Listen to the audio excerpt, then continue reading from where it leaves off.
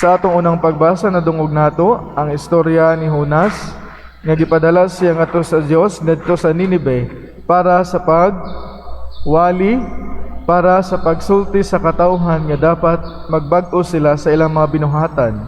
Ug nahibaluan nato ang story nga sa unang attempt or sa unang gibuhat ni Jonas is wala siya ni adto, hinunua, nilihis siya og dalan.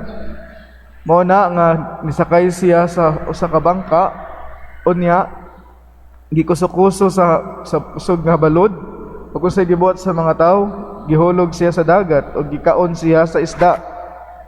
Pagkaon sa isda, didto siya giluwa sa dalampasigan sa Ninive. Og dito na-realize ni Jonas nga mao kini iyang misyon, nga dili niya nga kung unsa gali ang gisulti o gipasulti sa Ginoo, ang ayan gayud kining buhaton. So unsa may istorya, dito si Jonas nagwali sa mga taga Ninive, og dito na-realize sa taga Ninive ang ilang binuhatan, og naghinulsol sila. Mao kini atong nadungog sa unang pagbasa. Sa atong ebanghelyo, mao kini ang giingon ni Jesus. Ngano man nga ang mga tawo nangita pag sinyales, nga nangita pa og sign. Very interesting. Ang mga tao sa unang panahon, bisan si Jonas nagduha-duha sa pagbuhat sa kabubuton sa Dios, ang mga tao naminaw kaniya. Pero sa atong panahon karon, naanay visible sign. The only visible sign that we have today is the cross. Just look at the cross. Let us look at the cross. That is the visible sign of God's love, God's immense love for us. Pero, unfortunately, daghan ka nato or kasagaran ka nato, wala gihapon matandog. Nangita gihapon kita dagko kaayo nga mga sign para motuo kita sa pulong sa Dios.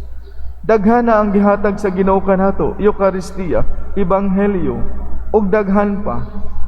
Ang cross palang daan, ang pagkamatay ni Jesus diha sa cross.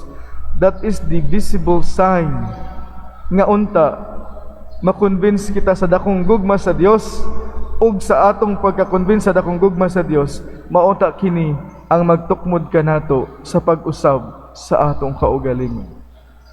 For our reflection today, perhaps we can reflect for ourselves ang atong kasing-kasing. Unsa pa man atong gikinahanglan nga magbag-o kita. In our journey in this Lent, to prepare ourselves for the feast, for the sa kapistahan o sa pagkapasko sa pagkabanhaw sa atong Ginoo. Unsa pa man ang atong gikinahanglan nga mga sign. Naana si Kristo sa cross. Naana ang santos nga Eucharistia gihatag na kanato. Unsa pa man ang atong gikinahanglan. Kani nga mensahe niingon si Jesus pagkadautan gayod niining panahon. Mao ni ang atong mga pamalandong, kita usab gipamahinumduman pagkadautan gayod nato karon.